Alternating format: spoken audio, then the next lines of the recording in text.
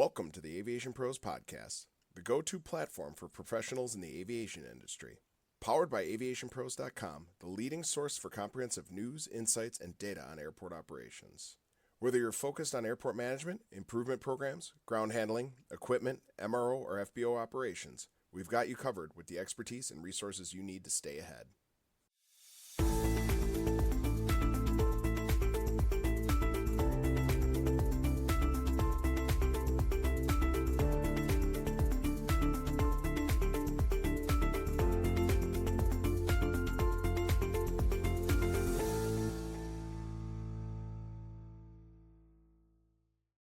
Hello, everyone, and welcome to the Aviation Pros Podcast. I'm Emily Gorski, editor of Aircraft Maintenance Technology, and I'm here with a special panel of experts who all have unique expertise in aviation and beyond.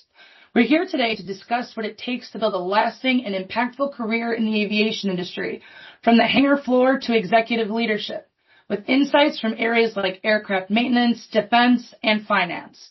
And before we jump into all the questions, could everyone please go around and introduce yourselves, maybe tell me something about your background? Paul, would you like to start? Sure. How you doing? Thanks for having us. My name's Paul T. Glessner, founder and CEO of Executive Jet Support Services, or affectionately known as EJSS. A little bit of my background is dual-degreed aerospace engineer that has designed and flight test engineers aircraft. Hi there, I'm Izzy Lozada, and I am the head of sales, marketing, and business development with Executive Jet Support Services, or as Paul said, EJSS. My background is in the capital markets, venture capital, private equity. I have a background in working on Wall Street for many years and joined the company over the last couple of years. Hi, Emily. My name is Lloyd Newton. I'm a retired General, United States Air Force. I spent 34 and a half years in the Air Force flying fighter aircraft, spent a tour in Vietnam, and finally I was responsible for all of the training in the Air Force, from pilot training to maintenance and all of the other required training for the Air Force. I also spent time in industry as a executive vice president for Pratt & Whitney military engines, and that was in business development. And I've also spent time on various aerospace industry boards. It's great to be here with everybody. And hello, everybody. My name is John Goglia. I am a mechanic and a former NTSB board member, and in general, just a safety advocate across the board. Awesome. Thank you guys so much, and thank you everyone for joining today. I'm really excited to dive in. Before we go into your specific backgrounds, I wanted to note that you all have very different career paths, but they've all kind of brought you together on the common ground of Paul's company, EJSS. So we did just hear how Paul's involved in EJSS and Izzy, but could John and Fig tell me how you are involved with EJSS? All right, so I was approached by Paul with an idea that he had, and I instantly recognized it as filling a need in this business. So I signed on and started helping out and trying to help guide it and make sure he hits all the safety boxes. And yes, this is Fig. When I heard about the company, and I talked with both Paul as well as Izzy, I'm on as a part of the advisory board. Aviation and aerospace has always been an exciting part of my life. It's still exciting today. So I was very, very pleased to join in with the rest of the team here and to share what I can bring to the table to help to promote aviation and maintenance in aviation and so on. Thank you. It's very cool how it's got you all together in the same room. And now we're going to talk a little bit more about your individual backgrounds and the insight you can offer. So I'm going to start with John. John, your career in aviation maintenance spans for decades, and you have several areas of expertise, like being the first and only NTSB board member to have an FAA aircraft mechanic certificate. So my question for you is, for technicians and engineers who are building long-term careers in aviation, what habits or standards separate those who are just working in the field from those who end up becoming trusted industry leaders like yourself? Paying attention to the details, following procedures. I'm not going to say the basic things like making sure you show up 5 minutes early, because if you show up at the stroke of the minute that you're supposed to be there, you're late. There's all those personal things that you have to tend to. But when you're on the workplace, you need to make sure you pay attention to what's going on around you. You are your brother's keeper on the shop floor. So if you see something unsafe, you need to say something about it. and you need to follow the procedures. And if you can't follow the procedures, you stop. And many people don't stop and they just work through them. Very good. Very important. One of the things that I've done over a decade is I have a maintenance skills competition that I started, and we bring together 450 mechanics from around the world, heavily focused on students, but we bring industry people in as well. And they compete this year, 27 different areas of testing. We have a couple of engines there. And they get gigged if they don't follow procedures. They don't use safety glasses where it's appropriate. So we're trying to instill in these young people the work habits that make a good maintainer. And also, it's been a very heartwarming for me to see how many of the industry people mentor the young people now. When you sit around the competition and watch, you'll see students and one guy from, Alaska or one guy from America will be over there with them telling them what to do on the next test. I tell people, if you come see the competition, it's over because you get that in your blood and you keep coming back. That's great. That's what we want to hear. Perfect. And switching gears a little bit, I'm going to turn to Paul. So you led a very dynamic career in aviation, from engineering, lots of different workplaces, and now to the founder of EJSS. What advice do you have for young aviation professionals who want to innovate in the field and maybe eventually transition from a hands-on maintenance or engineering role to more executive leadership roles? Well, I found it's always best to align yourself with those that play tennis better than you, right? And you got to have a can-do attitude and learn from your mentors. Try to find a product that maybe is missing and can fill that hole per se. And EJSS, I hope, is that for a lot of reasons. Living in SoCal, Southern California, one sees 2 taco shops on the block, right? One was there before the other, but the second one will still make it work because there's so much interest. Bottom line, think positive and proceed all hands on deck or full court press to your goals. Great. Thank you. And General Newton, you've held leadership roles at some of the highest levels of aerospace and defense. We were talking about your experiences with the Thunderbirds a little bit earlier.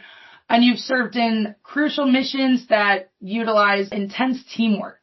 So what does working in aviation teach people about teamwork and trust, especially when you're talking about flight crews and maintenance teams? Yeah, Emily, very, very important question. It's very clear to me that all of us that have worked in the aerospace industry and those of us that are still working in it, we are just not doing something independent of all of the others that are working in that particular area. So, for instance, if I'm a mechanic and I'm working on the line, I'm only working on one part of that aircraft, while someone else is working on all of the other parts of the aircraft or the engines or what have you. Well, each one of us are depending on each other to do our job to the utmost of our ability and to be sure that we get it absolutely perfect or as perfect as we possibly can.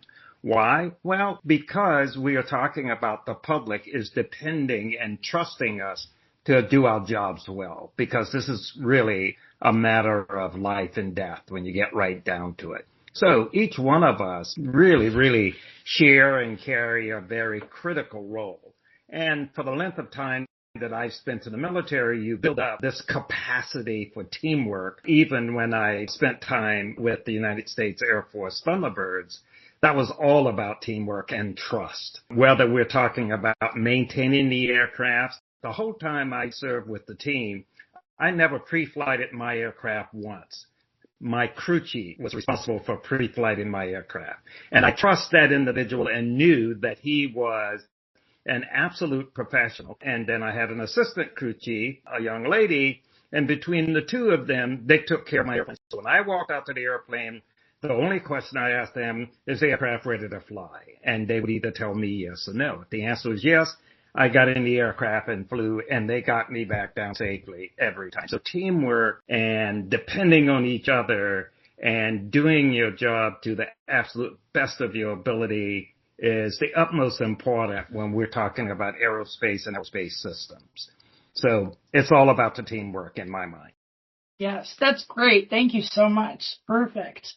And now moving on to Izzy, your background encompasses a lot of strong experience in finance. We've mentioned you working on Wall Street. How has working on financial transactions in aviation used adaptability And what kind of advice would you give someone who may be interested in a career in aviation finance? More specifically in just the sales process around finance, because I think when you hear about buying a jet as a first-time buyer, which is our niche market at Aegis, as we strengthen the platform, to that individual that may be very well versed in sales process, which is just really understanding people and having great people skills, but also being able to do what I did on Wall Street with serving startup founders, where I really couldn't stand how Wall Street hoity-toities would condescend to them and make them feel less than because they were just starting a small company.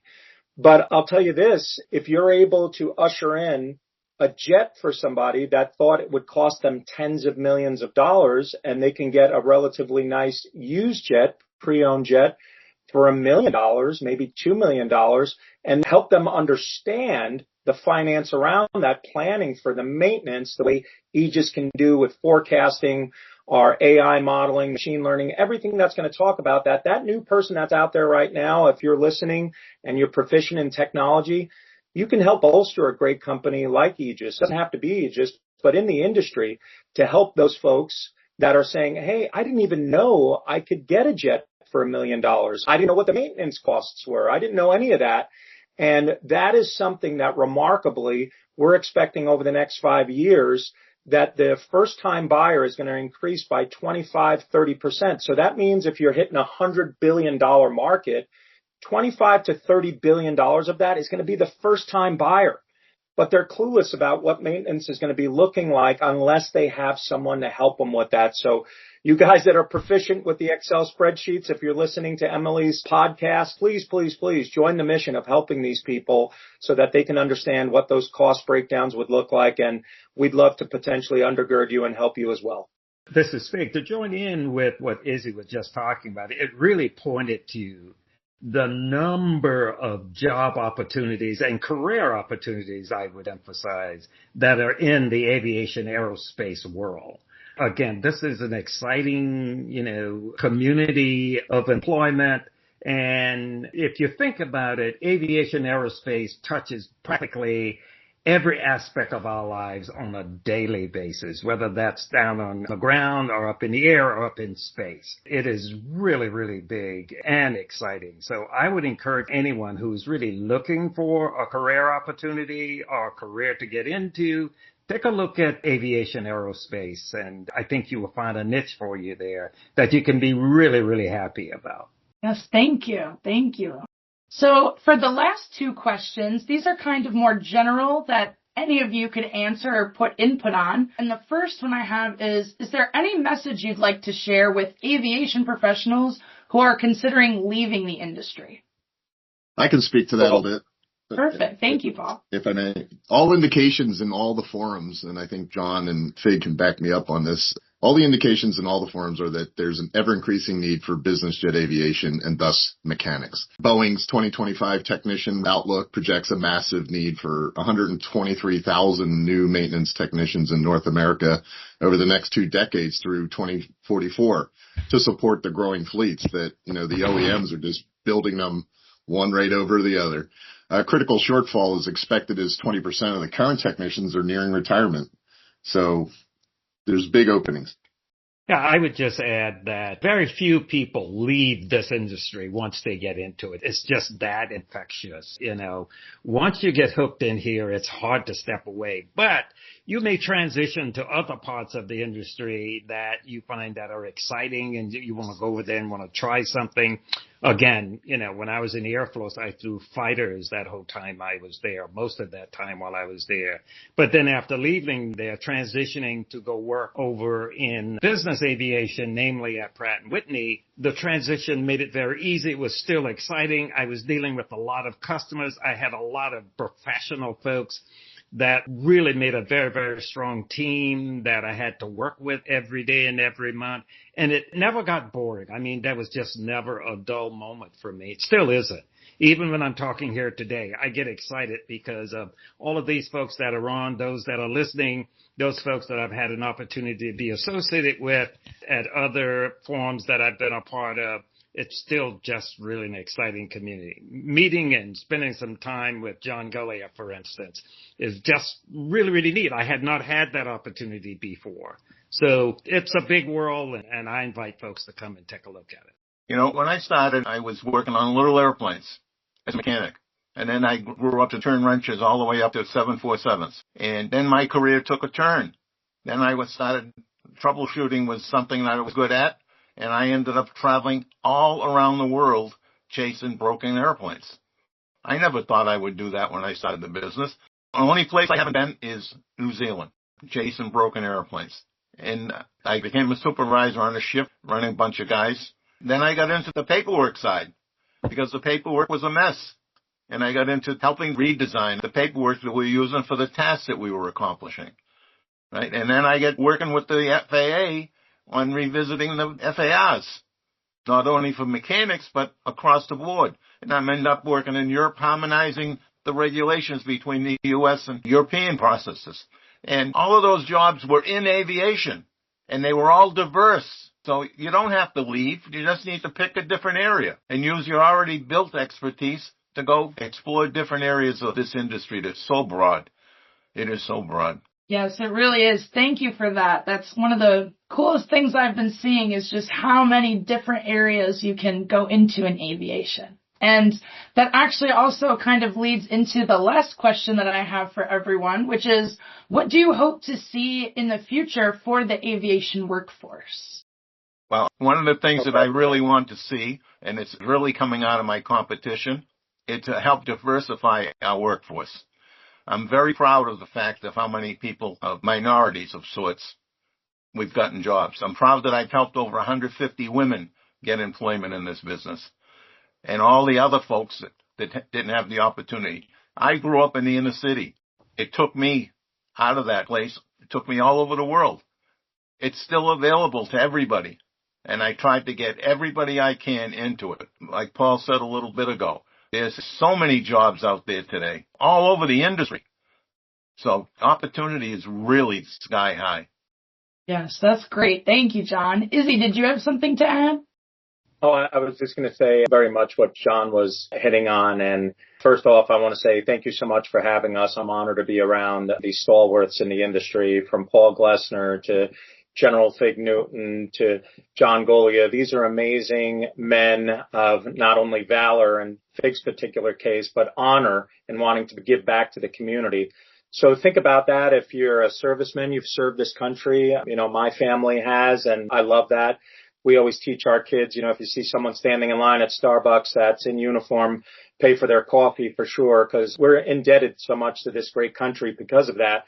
But with respect to what's happening right now with the post-COVID world that we live in, people got a taste of private aviation by buying a jet card, maybe buying a private jet or something like that. I don't think they're going to go backwards now. I think that's going to continue to grow. They're going to continue talking to people that they're connected with and how they should. Maybe jet cards become more in vogue as well if someone doesn't have the affordability for their own jet.